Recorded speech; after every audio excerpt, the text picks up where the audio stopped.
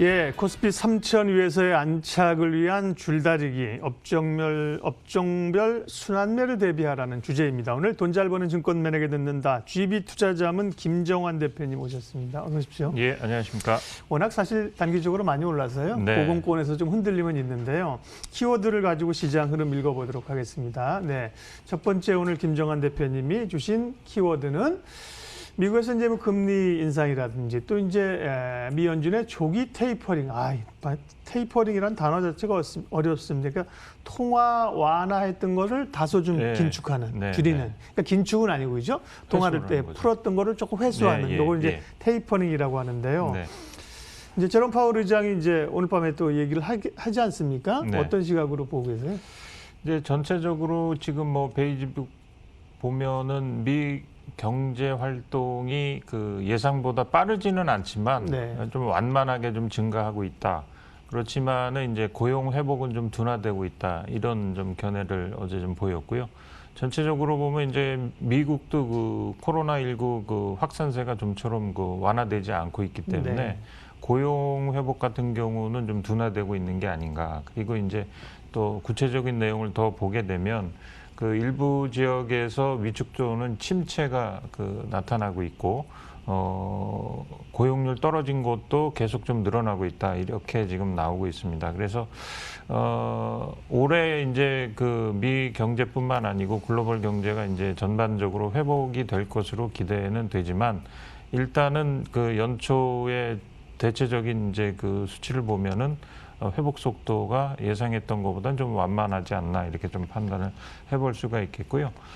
조금 전에 이제 테이퍼링을 이제 언급을 하셨는데 그 2013년 6월에 그때는 이제 버냉키 의장 때인데 버냉키 의장이 이 테이퍼링을 좀 언급을 한 이후에 그 이머징 쪽에서 그 증시가 한 달 만에 한 16% 빠진 경험이 있습니다. 그래서 정책 결정자들하고 시장과의 어떤 그 소통이 좀 필요한 것이 아니냐 이렇게 좀 판단을 할 수가 있겠고요. 일방적인 방법이 아닌 현재 그 경제 상황을 충분히 고려한 정책 결정이 좀 있어야 되지 않겠나 이렇게 좀 판단을 해볼 수가 있겠습니다. 네.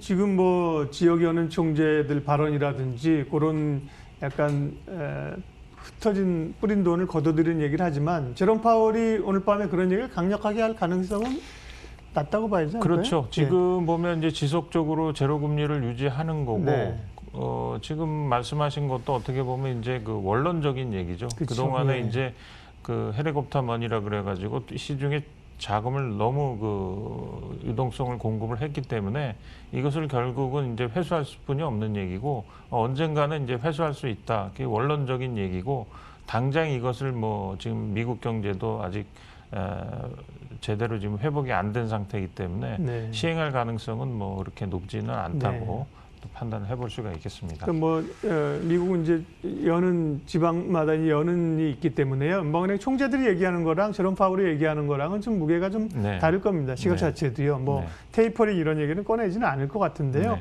어쨌든 이제 오늘 밤에 그 굉장히 중요한 이번 주 이슈고요. 두 번째 김정환 대표님의 시장을 읽는 오늘 키워드는요. 네, 금융주입니다. 외국인의 러브콜이다. 금융주가 결국 움직이거나 움직일 수 있다는 기대감은 실세 금리가 미 국채 수익률도 그렇고 금리가 오르는 거잖아요. 그런데 이제 미국은 금융주가 굉장히 빠르게 오르는데 국내 금융주는 미국 금융주랑 또 은행주 같은 경우 같이 막 가지는 않아요. 그렇죠. 지금 약간 후행성이 있는데 그래도 이제 미국 그 국채 금리가 상승하면은 국내 그 국고채 금리도 그 연동해서 지금 그 오를 것으로 좀 판단이 되고 있고 그러면 또 이제 시장 금리를 또 밀어 올리는 효과를 가져오기 때문에 그 은행주 같은 경우는 이제 수익성이 또 급격히 좋아지게 되는 것이죠. 그래서 최근에 보면 11월부터 미국 시장에서는 이미 그 금융주가 움직이기 시작했고 우리도 그 연말 배당 관련해서 잠시 올랐지만 이후에 외국인들이 뭐 강하게 지금 매수를 하고 있습니다. 뭐 KB라든지 뭐 하나금투 또 그다음에 신한 뭐 은행 뭐 이런 쪽으로 해가지고 좀 강하게 매수를 하고 있어가지고 단기적으로는 계속 좀 수익이 나고 있는 그런 상황이고요. 그래서 금융주 같은 경우는 외국인을 중심으로 해서 현재 그 수급 개선을 통해서 지금 단기적으로는 좀 상승 흐름이 좀 이어질 수도 있겠다 이렇게 판단을 하게 됩니다. 지금 이제 금융주 말씀하신 거고요. 금융주는 기본적으로 뭐 금리가 오르면 수혜를 받을 수밖에 없는 상황이고 증권주는 어떨까요? 뭐 증권주는 사실 엄청난 자금들이 지금 증시로 몰려오고 그렇죠. 있는 거고 예, 예. 물론 좀 주가가 오른 바도 있긴 하지만 네. 어제 오늘은 또 좀 조정세거든요. 증권주 시각은 어떠세요? 증권주 같은 경우도 일단 뭐 이번 주에 크게 이제 화제가 됐었죠. 이제 키움증권에서 뭐 하루에 뭐 4만 계좌가 그러게요. 터졌다. 그래서 네. 제가 그 옛날에 그 대우증권 리서치 있을 때 그 증권업 담당하던 그 정기론 위원이 있었는데 네. 지금도 이제 미래 아마 네. 담당자이실 텐데 그분이 이제 증권업의 그 바로미터로 봤던 게 바로 키움증권에서 그 계좌 터지는 거였거든요. 그래서 지금 뭐 하루에 4만 개 이렇게 터지는 거 봐서는 뭐 이건 뭐 완벽한 화랑이라고 볼 수가 있다.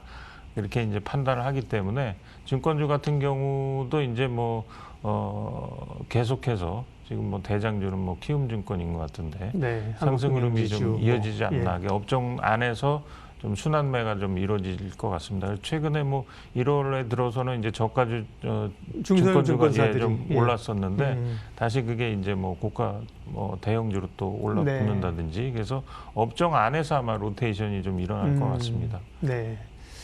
그러게요. 뭐 SK증권이라든지 KTB증권이라든지 약간 키 맞추기 성격도 네. 있었고요. 증권주 안에서도 순환매. 예, 세 번째 오늘 증시 키워드 확인하겠습니다. 세 번째는요.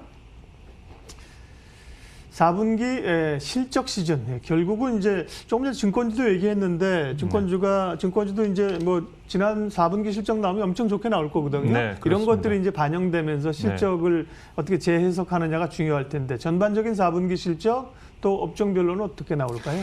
그 지금 뭐 FM 가이드 제가 그 예상치를 보니까 네. 그 전년 동기보다 한 60% 정도 수익 예상하는 종목들의 그 영업이익이 좀 늘어나는 것으로 이렇게 좀 나오고 있습니다. 이게 실제보다는 코로나19 국면에서 굉장히 좀 선전한 거로 이렇게 좀 볼 수가 있겠고요. 그래서 이번 주에도 이제 몇몇 종목에 대한 약간의 좀 그 실적 호전 가능성이 좀 비춰지고 있고 다음 주부터 아마 좀 본격적인 어닝 시즌이 그 시작이 될 것 같은데 그 뭐 FM 가이드에서 그 실적 조사를 하는 259개사의 그 4분기 영업이익이 이제 35조 9,300억 정도로 해갖고 앞서 말씀드린 대로 이제 한 60% 정도 좋아질 거로 이제 판단이 되고 있기 때문에 전체적으로는 뭐 양호한 흐름을 이제 보여줄 거로 이제 판단이 되는데 다만 이제 IT주 같은 경우는 과거에도 보면 이 실적 호전 소식이 사실상 주가에 좀 선반영됐었고요. 그 막상 이제 그 양호한 그 실적이 나오게 되면 오히려 주가가 좀 조정받는 경우가 왕왕 있었거든요. 그러한 이유를 들자면은 실적이 너무 좋기 때문에 다음 분기에도 이 실적이 그대로 유지될 수 있느냐 여부가 이제 그 어떤 그 주가를 단기적으로 판단하는 기준이 되는데 오히려 실적이 너무 좋게 되면 주가는 좀 단기간에 그 조정을 받는 그런 경우도 있었기 때문에 사실은 그 변동성이 오히려 좀 커질 수 있는 시장 전체를 보면 그런 요인이 그 될 수 있을 것 같습니다. 그래서 일단 단기적인 흐름은 테마주 위주에서 그 실적 장세를 좀 옮겨볼 수 있다. 그리고 이제 그 철강이라든지 자동차, 반도체, 화학, IT 부품 같은 경우는 업종 담당자들도 그렇고 그 어닝 예상하는 쪽에서도 보면 상당히 좀 좋아질 수 있는 업종으로 예상을 하고 있기 때문에 지금 말씀드린 이들 업종에 좀 단기적으로는 주목을 해야 되는 게 아닌가 이렇게 판단을 해볼 수 있겠습니다. 4분기 실적은 조금 다른 거는 이제 2분기, 3분기는 분기 실적을 그대로 반영하면 주가가 오르는데 4분기는 사실은 4분기보다는 이제 4분기는 뭐 여러 가지 비용 반영하는 것도 있고 그렇죠. 4분기보다는 이제 온기를 보고 사실은 이제 올해 어떻게 될 거냐 그렇죠? 미래를 보면서 좋아질 업종을 찾는 그렇게 좀 또 포커스가 가는 것 같습니다. 키워드 뭐 봤는데요. 해외 변수부터 해서 국내 실적까지 봤는데 어쨌든 변동성이 커진 구간은 지금 사실입니다. 시장 대응은 어떻게 해야 될까요? 일단 전체적으로 일단 3천에 들어갔는데요. 연초에 일단 국내 그 기관 같은 경우는 이제 앞자리가 바뀌는 걸 우리가 흔히 이제 라운드 넘버라 그러죠. 네. 그래서 앞자리가 바뀌면은 거기서 일단 그 삿바 싸움이 좀 진행이 됩니다. 그래서 뭐 국내 기관들은 또 대량 또 매도에 나서기도 했고요. 이거를 또 중장기적으로 좀 좋게 보는 개인 투자자들이 또 매수를 했고요. 그래서 3천에 물론 안착은 했지만 이게 완벽한 안착은 아니기 때문에 당분간은 뭐 3천선을 중심으로 삿바 싸움이 좀 이뤄지게 되겠고, 특히 이제 3월 달에 이제 공매도가 이제 재개될 거로 보고 있기 때문에 투자 심리가 좀 다소 위축될 수 있는 국면도 있다, 이렇게 좀 판단을 해보고요. 그동안에 이제 연초에 그 시가총액 상위 한 10개 종목 위주로 어떤 그 상승 랠리가 진행되다 보니까 이 시가총액 상위 종목을 편입하지 못하신 분들은 상승 흐름에 약간 좀 소외되는 그런 지점도 있었는데, 어제부터인가요? 지금 보면 종목이 약간 중소형주로도 좀 확산되는 그런 느낌이 있습니다.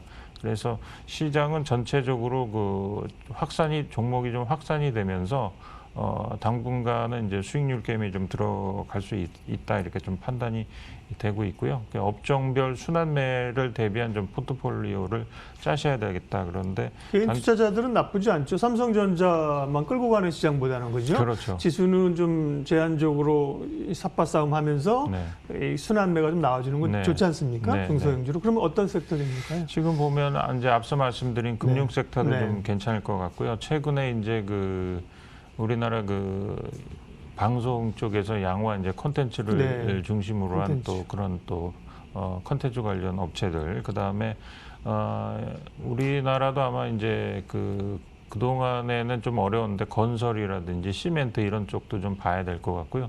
뭐 미국 같은 경우도 이제 바이든 정부 들어오면 이제 그 SOC 투자 좀 늘릴 것 같은데, 우리도 아마 이런 쪽에 좀 또 신경을 쓰게 될 것 같고, 그동안에 이제 상대적으로 못 올랐던 이제 여행 관련 또 숙박업들, 뭐 호텔 신라나 이런 쪽, 그다음에 그동안 또 못 올랐던 그 음식료 쪽, 이런 쪽도 좀 같이 한번 봐야 될 것 같습니다. 네, 지수도 그렇고 뭐 대형주가 너무 독주했거든요. 그 독주했던 것들을 좀 키 맞추게 한다는 거는 시장상 굉장히 건강하고 좋은 거죠. 예, 돈 잘 버는 증권맨에게 듣는다. 오늘은 GB투자자문 김정환 대표님 함께했습니다. 고맙습니다. 네, 감사합니다.